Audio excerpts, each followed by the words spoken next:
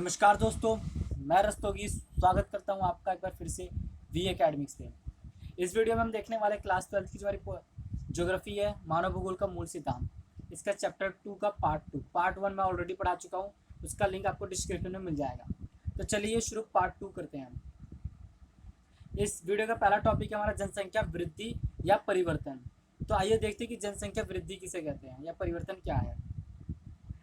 किसी क्षेत्र में किसी निश्चित समय अवधि के दौरान बसे हुए लोगों की संख्या में परिवर्तन को हम जनसंख्या वृद्धि कहते हैं। यानी एक मान लेते हैं कोई एक क्षेत्र है, ठीक है, और एक साल मान लेते हैं एक्स एक साल है और वाई एक साल है, ठीक है। तो एक्स ए क्षेत्र में एक्स ईयर से लेकर वाई ईयर के बीच जो लोगों की संख्या में परिवर्तन हुआ, मान लेते हैं कि एक्स ईयर में 100 लोग थे और वाई ईयर में 110 हो गए या फिर 90 हो गए, 90 हो गए। तो ये जो परिवर्तन आ रहा है, जनसंख्या पहले 100 थी, अब क्या हो रही है, 110 हो रही है, फिर 90 हो रही है। तो किसी क्षेत्र में किसी निश्चित समय अवधि के दौरान बसे हुए लोगों की संख्या में परिवर्तन आ रहा है। तो जो परिवर्तन आता है ना, इसे हम जनसंख्या वृद्धि कहते हैं। और जो जनसंख्या वृद्धि होती है, ये क्या हो सकती है, ये नकारात्मक भी हो सकती है और ये ऋणात्मक भी हो सकती है और धनात्मक भी हो सकती है। इसे प्रतिशत में व्यक्त किया जाता है। जनसंख्या वृद्धि को कितने प्रतिशत में जनसंख्या की वृद्धि हुई या कितने प्रतिशत में जनसंख्या की कटौती हुई। जनसंख्या परिवर्तन किसी समाज की आर्थिक प्रगति, सामाजिक उत्थान, ऐतिहासिक व सांस्कृतिक उन्नति का सूचक होता है। यानी जनसंख्या के द्वारा हमें ये पता चलता है कि उस समाज की सामाजिक स्थिति कैसी है, ठीक है, ऐतिहासिक पृष्ठभूमि क्या रही होगी, उसकी हमें जनसंख्या वृद्धि से पता चलता है। ठीक है। अब अगर बात करें जनसंख्या वृद्धि, अगर विश्व पटल पे हम बात करें तो सबसे ज़्यादा जनसंख्या वृद्धि वाला देश कौन सा है, तो सबसे अधिक जनसंख्या वृद्धि वाला देश है वो है लाइबेरिया, और सबसे कम जनसंख्या वृद्धि वाला देश है लैटविया, ठीक है। अगर हम सबसे बात करें सबसे अधिक जनसंख्या वृद्धि वाला महाद्वीप कौन सा है, तो सबसे अधिक जनसंख्या वृद्धि वाला महाद्वीप है अफ्रीका, और सबसे कम जनसंख्या वृद्धि वाला महाद्वीप है यूरोप। ये कुछ हो गए कि नंबर के क्वेश्चन जो अक्सर पेपर में पूछ लिया जाता है। जनसंख्या परिवर्तन के घटक, यानी जनसंख्या परिवर्तन के घटक कौन कौन सा, ये देखते हैं कि जनसंख्या परिवर्तन किन कारणों से वजह से होता है। तो पहला घटक है हमारा अशोधित जन्म दर।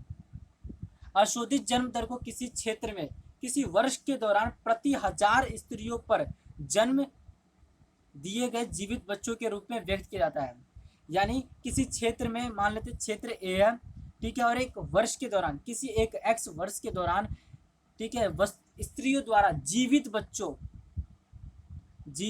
किसने, जीवित जो बच्चे जन्म ले रहे हैं और जीवित है वो, यानी कि जन्म लेने के बाद मर जा रहे नहीं, जीवित बच्चे, जो जीवित बच्चों के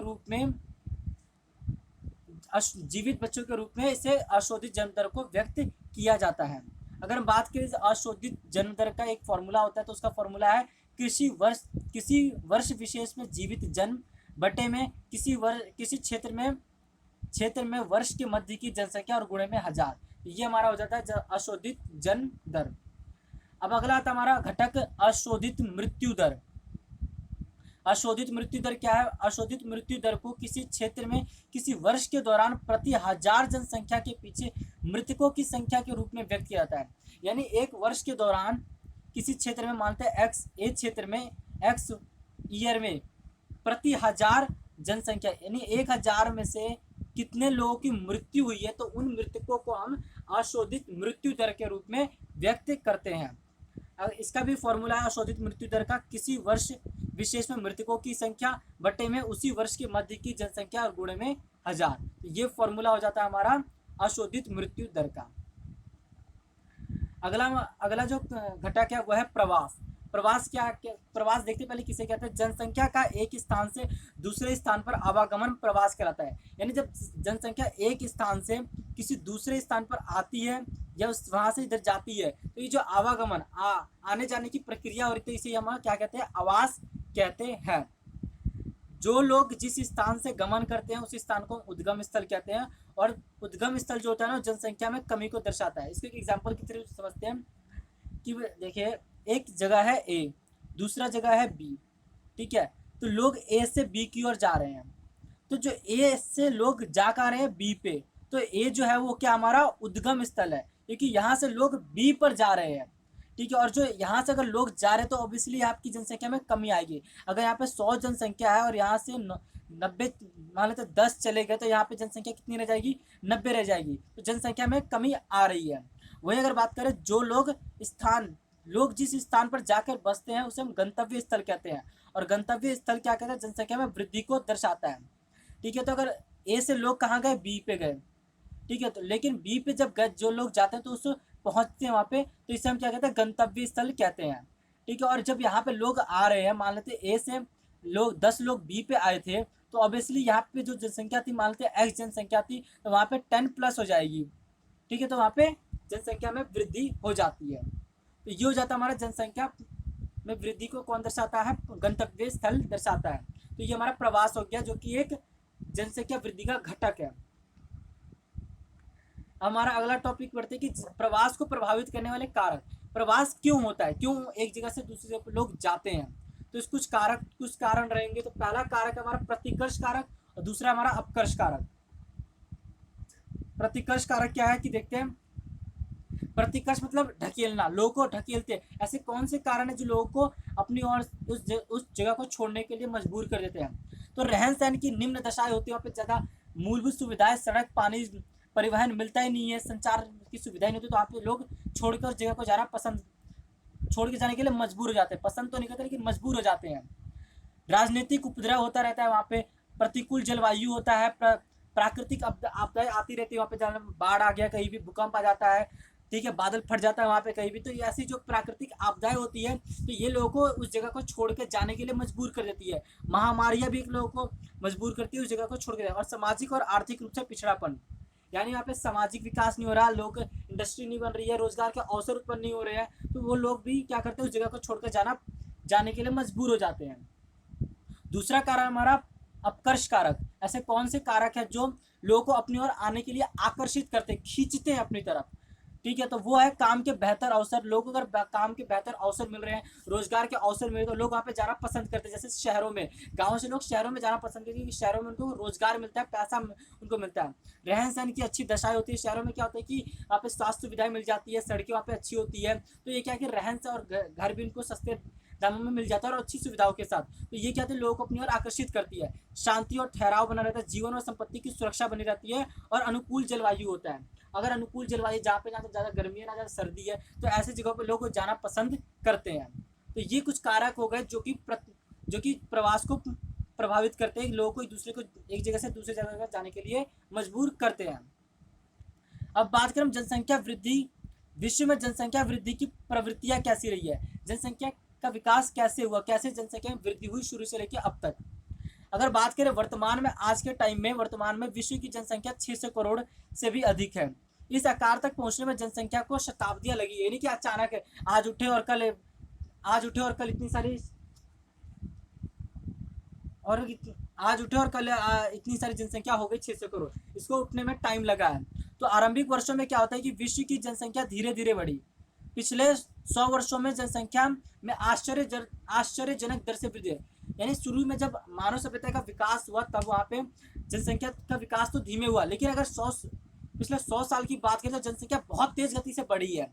लगभग 8,000 से लेके 12,000 ईसा पूर्व जब कृषि का उद्भव होता है, वह आरंभ होता है, तब जब क्या होता है कि जनसंख्या का आकार बहुत छोटा होता है। जब कृषि की शुरुआत हो जाती है तब क्या होता है कि जनसंख्या का आकार बहुत छोटा होता है। उस समय जनसंख्या कितनी होती है, विश्व की जनसंख्या 80 लाख है। और जब इसके बाद क्या होता है कि ईसा की पहली शताब्दी के बाद जनसंख्या हो जाती है 30 करोड़ से भी कम होती है, ईसा की पहली शताब्दी के बाद। लेकिन 1750 के आसपास क्या होता है, जब औद्योगिक क्रांति आती है तो जनसंख्या में बहुत तेजी गति से वृद्धि होती है, और तब जनसंख्या कितनी जाती है, 55 करोड़ से भी अधिक हो जाती है उस समय 1750 में। ठीक है। तो ये हो गए जनसंख्या वृद्धि की प्रवृत्ति, कैसे जनसंख्या का वृद्धि होती गई साल दर साल, शताब्दियों से लेके। तो ये हो गया। अगर हम बात करें जनसंख्या वृद्धि का प्रभाव क्या पड़ता है लोगों के ऊपर, तो अगर देखो जनसंख्या वृद्धि अगर बढ़ रही है तो उससे प्रभाव पड़ता है संसाधनों का अति तीव्र गति से दोहन होता है। तो मांग बढ़ जाती है, जब लोगों की संख्या बढ़ती है तो मांग बढ़ाने के लिए, मांग की आपूर्ति करने के लिए हमें बहुत ज़्यादा मात्रा में संसाधनों का उपयोग किया जाता है, जिससे दोहन होने शुरू हो जाता है। HIV जैसी घातक बीमारियों का बीमारियां फैलती है, बेरोजगारी व गरीबी बढ़ती है, कुपोषण व खाद्य समस्या उत्पन्न हो जाती है, लोगों को 2 जून की रोटी भी नहीं मिल पाती है। ठीक है, पर्यावरण पर इसका बहुत बड़ा नुकसान पड़ता है।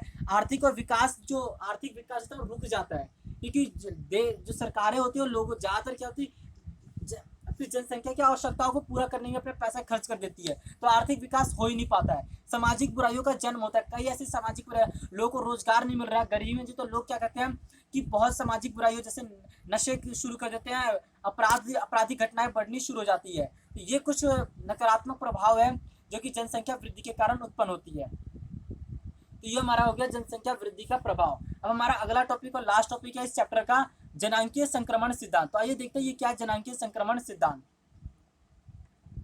जनांकीय संक्रमण सिद्धांत क्या है कि जनसंख्या में शिक्षा, रोजगार और स्वास्थ्य, जब जनसंख्या में क्या होता है कि शिक्षा के द्वारा, रोजगार के द्वारा और स्वास्थ्य से संबंधित जो परिवर्तन आते हैं ना, तो उसे ही हम क्या कहते हैं, जनसंख्या का संक्रमण सिद्धांत कहते हैं। जब लोगों में या तो शिक्षा के द्वारा, रोजगार के द्वारा, उसके स्वास्थ्य से द्वारा जो परिवर्तन आ रहे हैं, तो वो क्या हमारा जनांकीय संक्रमण सिद्धांत है। ये परिवर्तन अवस्थाओं में होता है, इन्हें सामूहिक रूप से जनांकीय चक्र कहते हैं। यानी कि अचानक हो जाए, विभिन्न अवस्थाओं में होता है, पहले थोड़ा थोड़ा होता है, तब जाके एक पूरा विकास होता है। इसमें जनसंख्या ग्रामीण से शहरों की ओर, अशिक्षित से शिक्षित की ओर और खेतिहर से औद्योगिक की ओर बढ़ती है। शुरू में क्या होता है कि जनसंख्या ग्रामीणों में रहती है, लेकिन जब उसके धीरे धीरे इसमें शिक्षा स्वास्थ्य और रोजगार का प्रचार प्रसार होता है, इसमें वृद्धि होती है, तो लोग ग्रामीण से शहरों की ओर आ जाते हैं, शिक्षा में अगर शिक्षित हो जाते हैं और औद्योगिक गतिविधियों में संलग्न हो जाते हैं, शामिल हो जाते हैं, औद्योगिक कार्य करने लग जाते हैं। तो ये हमारा हो गया जनांकीय संक्रमण सिद्धांत। अब इसकी अवस्थाएं देखते हैं, 3 अवस्थाएं हमें इस बुक में पढ़नी है। प्रथम अवस्था देखते हैं क्या है। इस अवस्था में क्या आता है कि जन्म दर और मृत्यु दर दोनों ही ऊंची रहती है, यानी बहुत जन्म दर, जो बच्चों की जन्म लेने की दर होती है वो ऊंची होती है, और बहुत बड़ी संख्या में लोगों की मृत्यु भी होती है। स्वास्थ्य सुविधाएं अच्छी नहीं होती है, शिक्षा का स्तर जो होता है निम्न होता है, लो क्वालिटी की वहाँ पे एजुकेशन दी जाती है, बहुत कम पढ़े लिखे लोग वहाँ पे होते हैं। और इस अवस्था में जो लोग होते हैं, ज़्यादातर लोग प्राथमिक क्रियाओं में कार्यरत होते हैं, जैसे खेती कर रहे होते हैं, मछली पालन कर रहे होते हैं, मुर्गी पालन, ऐसे कार्यों में लगे रहते हैं, और यहाँ पे टेक्नोलॉजी का विकास उतना होता नहीं है। अगर हम बात करें इस अवस्था में कौन कौन से देश आते हैं, तो इस अवस्था में ज़्यादातर अफ्रीकी देश ही आते हैं, जैसे सूडान हो गया, कांगो, घाना, नाइजीरिया और लाइबेरिया। ये कुछ देश है जो कि इस अवस्था में आते हैं, प्रथम अवस्था में। अब हमारा है दूसरी अवस्था। दूसरा अवस्था में क्या होता है कि प्रारंभ में जन्म दर तो ऊंची रहती है, लेकिन फिर धीरे धीरे वो घटने लग जाती है। स्वास्थ्य सुविधाएं यहाँ पे अच्छी होती है और उनका विस्तार होता है, और जन्म दर घटने लग जाती है। तो स्वास्थ्य सुविधाएं देखो, जब विस्तार अच्छी होती है और उनका विस्तार हो रहा था, तो क्या था, जन्म दर में भी कमी आती है, लोग जागरूक हो जाते हैं। ठीक है, जनसंख्या शिक्षित हो जाती है, जनसंख्या प्राथमिक क्रियाकलाप से द्वितीयक और तृतीयक क्रियाकलापों की ओर बढ़ती है। यानी जो जनसंख्या होती है खेतों और मुर्गी पालन, मछली पालन को छोड़ के वो क्या कहती है, औद्योगिक क्षेत्रों में या फिर सेवा क्षेत्रों में काम करना शुरू कर देती है। अगर बात करें इस अवस्था में कौन से देश आते हैं, तो इसमें आता है भारत, चीन, ब्राजील, श्रीलंका और ऑस्ट्रेलिया। ये कुछ देश है जो कि इस अवस्था में आते हैं, दूसरी अवस्था में। अगर बात करें हमारे तीसरी अवस्था, अंतिम अवस्था, जो कि इस अवस्था में क्या होता है कि जन्म और मृत्यु दर दोनों ही घट जाते हैं। जन्म दर और मृत्यु दर दोनों ही घट जाती है, और जनसंख्या या तो स्थिर हो जाती है या फिर बहुत धीमी गति से बढ़ती है। जनसंख्या नगरीय व पूर्णतः शिक्षित होती है। ज़्यादातर जनसंख्या नगरों में रहती है और पूरी तरह से शिक्षित होती है। जनसंख्या प्राथमिक और द्वितीय क्रियाकलापों से क्या करती है कि तृतीय और अन्य जो चतुर्थ क्रियाकलाप हो गए, पंचम क्रियाकलाप हो गए, ऐसे क्रियाकलापों में जाती है, जनसंख्या बढ़ती है उसमें। स्वास्थ्य सुविधाएं बहुत अच्छी हो जाती है और जीवन प्रत्याशा उच्च होती है, यानी लोगों की जो जीने की उम्र होती है, जो उनकी आयु होती है वो बढ़ जाती है, जो कि क्योंकि स्वास्थ्य सुविधाएं अच्छी हो जाती है। अगर बात करें इस अवस्था में कौन कौन से देश आते हैं, जिसमें आता है Japan, Latvia, Sweden, Norway, Austria और न्यूजीलैंड। ये कुछ देश है जो कि इस अवस्था में, अंतिम अवस्था में आते हैं। तो ये हमने अवस्थाएं पढ़ ली जनांकीय संक्रमण सिद्धांत की। तो इस अवस्थाओं को पढ़ के हम क्या निष्कर्ष निकालते हैं, तो इससे हम ये निष्कर्ष निकालते हैं कि ये कहा जा सकता है कि जनांकीय संक्रमण सिद्धांत जो है ना, इससे हम भविष्य की जनसंख्या का अनुमान लगा सकते हैं, एक भविष्यवाणी कर सकते हैं कि आज से 10 साल, 12 साल, 20 साल बाद जनसंख्या कैसी होगी, इसका हम एक अनुमान लगा सकते हैं। और साथ ही में इससे पता चलता है कि जो मनुष्य जाति है ना, वो अपनी प्रजननशीलता को समायोजित कर सकती है और जनसंख्या पर नियंत्रण कर सकती है। तो ये हमारा हो गया यहाँ पे जनांकीय संक्रमण सिद्धांत। इसके साथ साथ हमारा सेकंड चैप्टर और सेकंड पार्ट इस वीडियो का भी खत्म होता है। ठीक है, हमने पार्ट 1 चैप्टर 1 और चैप्टर 2 दोनों हो गया ज्योग्राफी का। इसके साथ साथ हमने पॉलिटिकल साइंस और इकोनॉमिक्स का भी शुरू कर दिया है, तो उसके वीडियो आप जरूर देखिएगा और आप पढ़ना शुरू कर दीजिएगा। अगर आपको वीडियो अच्छी लग रही है तो इसको लाइक जरूर कीजिएगा और अपना फीडबैक जरूर दीजिएगा इस वीडियो के बारे में कि वीडियो कैसी लग रही है। अगर आप हमारे चैनल पर नए आए हैं तो इस चैनल को सब्सक्राइब जरूर कीजिएगा। मैं मिलूंगा आपसे अगले वीडियो में, तब तक के लिए जय हिंद, जय भारत।